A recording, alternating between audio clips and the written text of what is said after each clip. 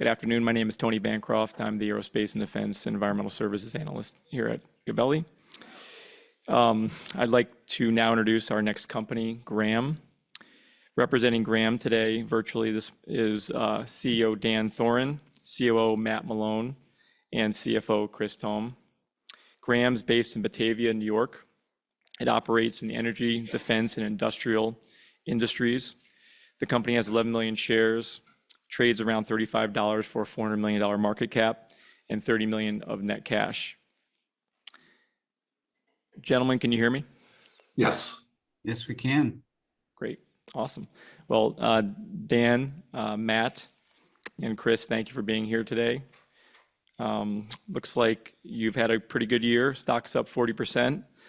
Maybe you could give us a brief introduction, sort of a high-level overview of Graham, your core businesses, key markets you serve, and what differentiates you in these markets. Yeah, I'd be happy to. Thank you, Tony. We have a presentation, hopefully, that can come up on the screen. Thank you, and good afternoon, everybody. I am really sorry we could not be there today. I personally really enjoy the intimate setting and the structure of the Gabelli conferences. So kind of bummed we can't be there, but that said, Matt, Chris, and I are very excited to tell you about our company. Before we begin, I think slide 2 shows the safe harbor. So I want to point out that we may make some forward-looking statements during the presentation and the following Q&A. And those statements are covered under the safe harbor that's provided on this slide. Slide 3 gives an overview of our company. So Graham supplies critical equipment for defense, space, energy, and process industries. The equipment that we design and manufacture and service are vacuum, heat transfer, and turbo machinery.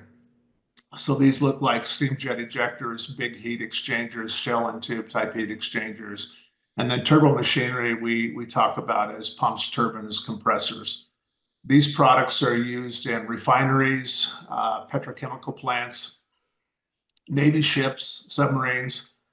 We get into thermal management systems on radar and lasers, electronic pods on aircraft, fuel cells, power plants, spacecraft of all kinds. So a wide variety of systems as well as markets. As a corporate entity, our mission is to build better companies to deliver superior performance. Our people are engaged and invested. Our culture is built on creativity, continuous improvement, and teamwork. And our structure provides deep strategic and operational support and shared services.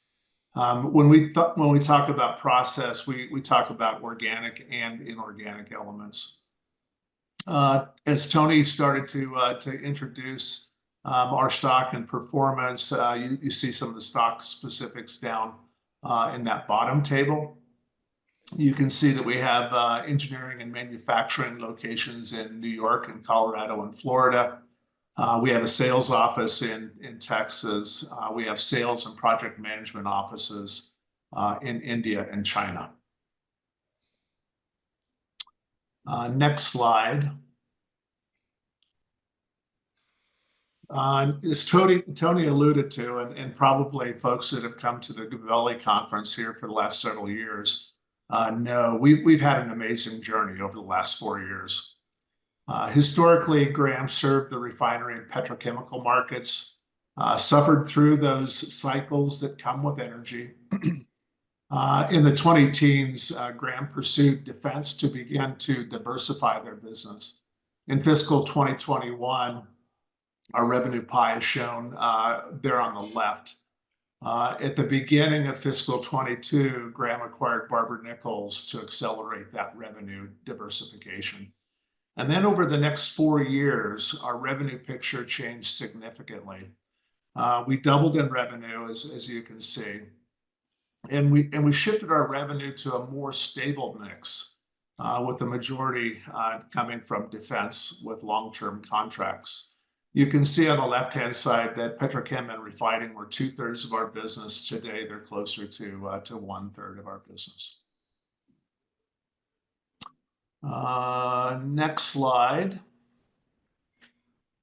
Earlier this month, we announced a leadership transition that we believe will strengthen our corporate team and enable further growth. I'm going to step back from day to day and will be focusing on strategy and pursuing opportunities that will feed our business for the next 10 years. Matt Malone, who has been running Barber-Nichols very successfully the last 4 years, has been named President and COO. In June, he will become the CEO and is expected to be appointed to the board of directors. Mike Dixon takes over general management of Barber-Nichols, and John Painter, our current board chair, will become lead independent director in June when I become executive chairman. Matt and I have worked together for 10 years, and I have extreme confidence in his leadership and business management capabilities. I'm sure that Thome will want to ask us a question here a little bit deeper, and we can go into that between Matt and I. I'll wrap up with the next slide, which is it shows the 5-year plan we developed and communicated in fiscal 2022. We said 5 years later, by 2027, we wanted to be over $200 million in revenue and hitting the low to mid-teens EBITDA kind of profitability. Our strategic initiatives are shown at the top of the slide. So full life cycle mission critical products. That full life cycle kind of means you start with the design, and starting with the design basically allows you to continue to renew yourself. And then you end with aftermarket, so kind of the full life cycle. The aftermarkets were really where we had the high profit revenue tail. Secondly, we work hard on operational excellence to improve performance and competitiveness. We talk about getting better, a little bit better every day. Continual improvement is a topic that is bandied around quite a bit in our companies. Third, we're investing in growth prudently, as you can see with the ROIC. And then the fourth item is we're going to, and we have been engaging with key stakeholders, our internal and external teams, to help us grow and get stronger. The bottom part of the slide shows our progress since fiscal 2021, and then our modeled performance going forward to 2027. You'll notice the gross profit improvement comes a little bit slower. What we're doing is we're investing in our businesses to make sure that we can grow sustainably. And then the profit really comes along a little bit faster due to the leverage we get from that revenue growth. Ultimately, the secret is, this controlled, steady growth with investments that make our business sustainable and profitable. So, Tony, that's kind of a high-level overview of our company and where we've been, where we're going, and we'd love to answer any questions that you or the audience may have. Thank you, Dan. That was wonderful. And again, thank you, Dan, Chris, and Matt, for your leadership. Company's done great. Maybe with that, we could dive in to the rest of the business. And you are right, I'm going to ask, and I might as well get the grill out of the way here. But earlier this month, you did outline the two-phase leadership transition. Maybe you could just walk through more depth why you did it then, and does it signal anything else? Yeah, great to have the opportunity to talk through that. 4 years when I became CEO, the board asked me, Dan, how long do you want to serve? And I said, I'm thinking 4 years. So 2 years into it, they said, are you still on the 4-year path? And I said, absolutely. And so we got really busy, putting a development plan together for Matt. So we've been working with Matt on, everything from board meetings to investor meetings to getting more and more depth in all of the companies, and he's come along really, really well. So it was a very well planned, orchestrated development effort for Matt. And honestly, Matt's superpower is being able to lead people, engage people, and really get the most out of them.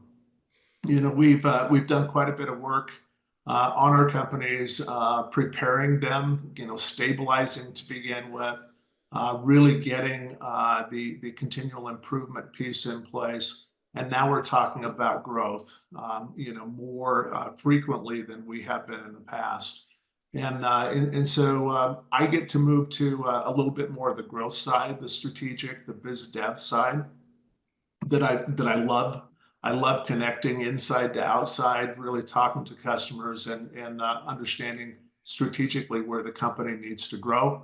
And Matt has shown, over the last 4 years that he runs a company really, really well. And so I'm really excited for him to now take responsibility for the entire company and lead it forward. Ultimately, we end up with a much stronger corporate management team. Matt, you want to add to that at all? Yeah, I think the only ads that I would have, Dan, is we've done this transition before. When Dan went to lead Graham, there was a lot of support needed in that business unit. So Dan was spending about 80% of his time there, which left me to lead Barber-Nichols pretty exclusively, which has been a very successful journey. The nice thing is myself, Chris, and Dan have been the ones developing the strategy over the last 4 years. And so I get to carry the momentum forward, but have been intimately involved. The nice thing is when you have an insider move forward is you have continuity in the business plan. So business as usual, we have an awesome plan and we're going to continue to execute it. That's great, Dan and Matt. And Matt, congratulations again, as well as you, Dan. Maybe let's move to revenue diversification. You had it on the slide. The mix shift of revenue has been pretty dramatic since 2021. Maybe you can go in a little more depth about what enabled this shift and how, thankfully so and rightfully so, has impacted the broader opportunity set. Yeah, absolutely. So the biggest impact, obviously, was the acquisition of Barber-Nichols. It was transformational. It really gave Graham Corporation a nice piece of existing defense business. And so that was probably the biggest impact. But as we kind of look at it going forward, one of the things that you have to do is really execute well, make sure that your customers are satisfied to be able to retain that business. And we've been working very, very hard, especially on the defense side, to make sure that our Navy customers are very happy with what we're doing and the quality and the schedule associated with their programs. So we've had a lot of success there to the point where our customers are investing in us through these supplier development funds. Boy, that kind of is a great feedback loop that says, okay, you're doing pretty well, keep it up. That's been the biggest change, just from a revenue mix standpoint. But what we really haven't talked about in that slide is the synergies that we're starting to get from our three companies that we have at this point, where we're all helping each other out with some of the best practices, and maybe I'll hand it to Matt to describe some of the engineering impact that we've had kind of across the companies. Yeah, and Dan, I think you alluded that quite well. So while the defense sector is becoming quite important as a stable mean, both in terms of revenue and backlog, it's opening up a lot of opportunity to continue to extract value and I would say ride the peaks of the energy and chemical sector. And so we're really seeing opportunity to bring the innovative businesses between Barber-Nichols and the recent acquisition of P3 to bolster the install base of the energy and chemical business. So an example that Dan alluded to is we're actually using P3, which mostly works on advanced space, and they're actually using computational fluid dynamics to improve the performance of our legacy install base on the commercial side. And so we're really starting to see where those small tangents overlap if you look at a Venn diagram between business units. And so we've got the value creation side with Barber-Nichols and P3, and then we have the value extraction side with Graham. So I think we're really starting to nurture with very little effort how that can grow into a really successful playbook. Very nice. And what kind of defense analyst would I be if I didn't ask the Doge question on a, digging deeper into the Navy opportunity, in terms of future revenue based on planning shipbuilding programs, which pretty much lines up very well with what you're doing. How does Doge, the Trump administration, and those 17 exclusion areas that looks like you're pretty well set in, help you out with defense opportunities? Yeah, Tony.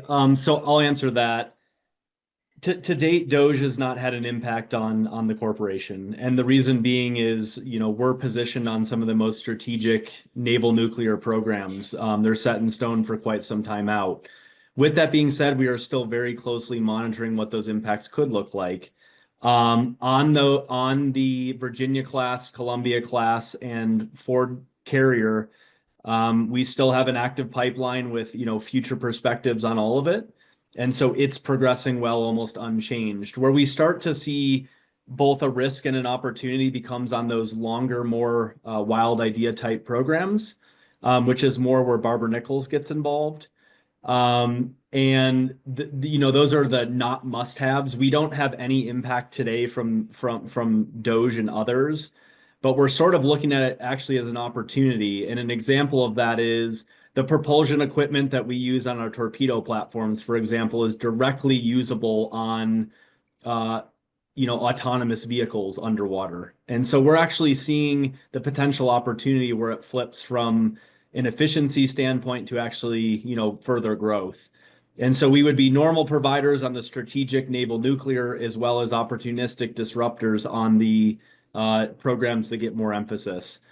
With that being said, the last thing I will say is we are a very small, nimble corporation, and we have innovation. And when you combine those two things together, we do align to actually greater efficiency with contracting processes. And so we think that we'll be able to pivot quickly and align with the upcoming, efficiency changes. So no impact to date, and we're continuing to monitor it. That's great. Thanks, Matt. Maybe switching to petchems, what opportunities are you finding in the petchem refining markets? And are you able to, use your R&D to expand your growth, sort of like you mentioned previously? Yeah, so twofold answer to this. The first is we're seeing a bolstering of aftermarket growth in the U.S., specifically, across the U.S. market. With that being said, the one thing that we're not seeing is capital growth and reinvestment in terms of new equipment. With $1 billion of install base, that's giving us a lot of opportunity to extract value in our existing install. And then we're bringing modernized equipment like we just announced with the next generation nozzle. What that allows the factories or the facilities to do is get more production with the same assets that they have today. So we're enabling either savings in cost and or increased production with the same facility. The number twofold answer to it is we're seeing a lot of potential growth internationally. And so we're taking a local for local strategy. So China serving China, India serving India, and we're aggressively pursuing that strategy as we move forward, both from a cost and competitive advantage side. So I would say that the two responses would be domestic aftermarket through innovation and international to serve rest of world in these emerging markets. Very nice, Matt. Moving to margin expansion, you discussed it briefly with a slide. You've done a nice job, obviously, expanding gross margins from 21% to 25%, with the target reaching into the mid to highs 20s by 2027. What specific initiatives are you driving this improvement, and how sustainable are these margins going forward? Yeah, I could take that one, Tony. So as you stated, and as Dan stated on his slide, right? 3 years ago, we set out some financial goals and targets for us for fiscal year 2027, a 5-year plan, which called for 8 to 10% organic revenue growth, as well as getting to the low to mid EBITDA margins. Well, to get to the low to mid EBITDA margins, it would require us to get our gross margins up to the mid to high 20s, which is what we outlined on that slide. At the midpoint of our guidance for the current year, it's calling for 24.5% EBITDA gross margins. And we reiterated that guidance at the end of last quarter. But so we still have some work to do, and that's mainly going to come from a multifaceted approach, right? One is that obviously with higher volumes is going to become higher leverage and improved margins, right? So just naturally, as we have higher volumes, we'll leverage our fixed overhead. Second of all, we're getting better pricing, right? So as we get some of those first article and lower margin jobs that we bid on in the defense industry, as we get those out of our pipeline, we'll start to realize, a better mix of higher margin products. We're also going to have a higher mix of higher margin products because of some of the things Matt talked about, such as our next gen nozzle, where we can charge a premium because of our technology, and as well as some of the other R&D projects that we're in the middle of now, that will allow us to charge higher prices and essentially then extract higher margins. And then finally, and maybe most importantly, it's going to come through better execution. So we're investing in things such as automated welding equipment, which is going to improve our efficiencies. And, the early signs on that is that we're getting 8 to 10x more and better efficiency than doing those manually through this automated welding equipment. We're also investing in our operations and things such as a new ERP system at our Batavia facility, which is scheduled to go live mid this year. And just really following the mantra of getting better every day. So coming in, improving our processes and improving our operations to thus gradually improve our margins over time. So it really is a multifaceted approach that we could take advantage of. Thank you, Chris. Let's move to orders and backlog. Your most recent quarter showed a book-to-bill ratio of 0.5 with a backlog about almost $400 million. Could you discuss the trends that you're seeing from your customers' decision-making and expectations of backlog conversion to revenue in the quarters going forward? Sure. So first off, let me just say that, the third quarter, our third fiscal quarter, which ended in December, was consistent with our expectations, including the orders. As you know, given the nature of our business, our contracts tend to be larger in size, so our order size is very lumpy. Our defense contracts can range anywhere from $10 million up to $100 million plus. So obviously, when those hit, there's a extreme variability in our book-to-bill ratio. Over the last 3 years, our book-to-bill ratio was as low as 0.5 as in the recent quarter to as high as 2.4. And the team has done a really excellent job over the last 3 years growing our backlog. 3 years ago, we had a book-to-bill ratio of 1.2. The year after that, we had a book-to-bill ratio of 1.3. Last year, we had a book-to-bill ratio of 1.4. And even though our book-to-bill ratio in the third quarter was 0.5, year to date, it's 1. So we don't have any concerns.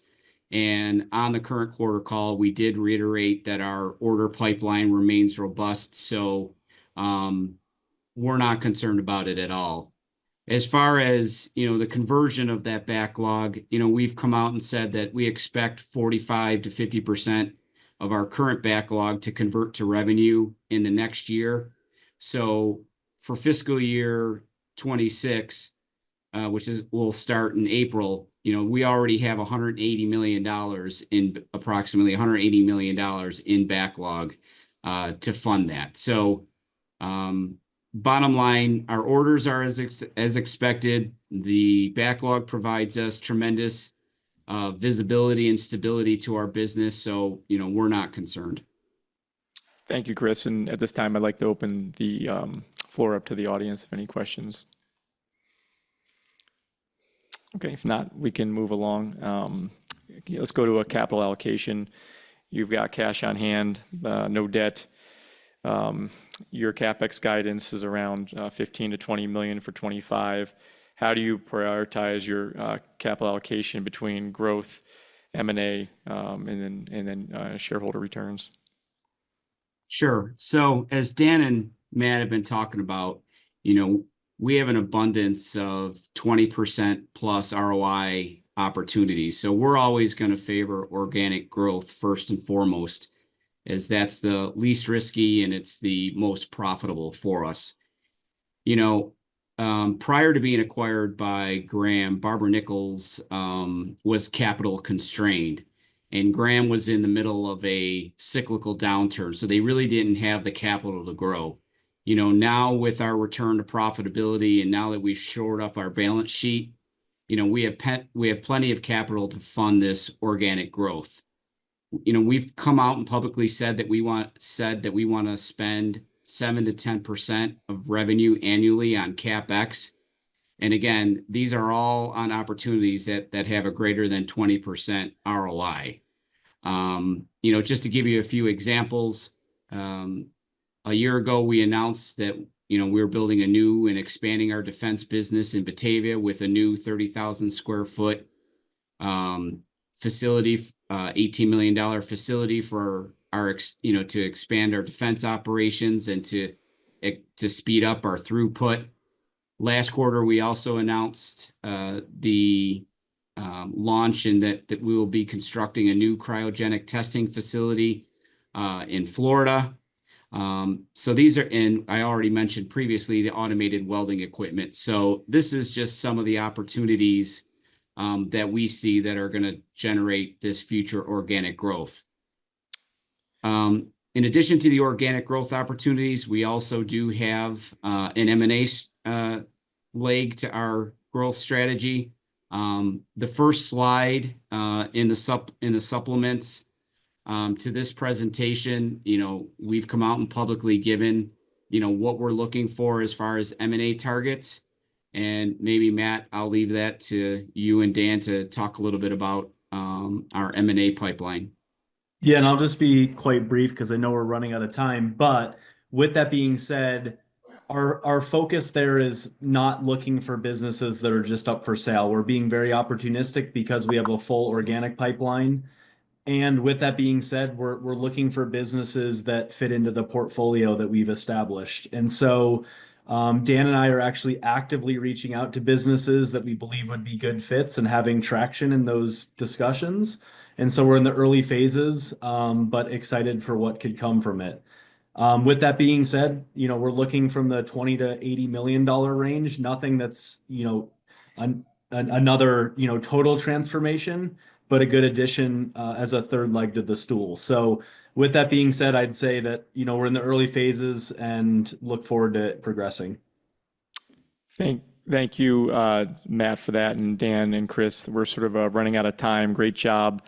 We hope to have you here this summer at our aerospace conference in September, and hope to have you back next year. Again, great job and a great year, and looking forward to more. Thanks, Tony. Thanks. Thank you so much. Appreciate it.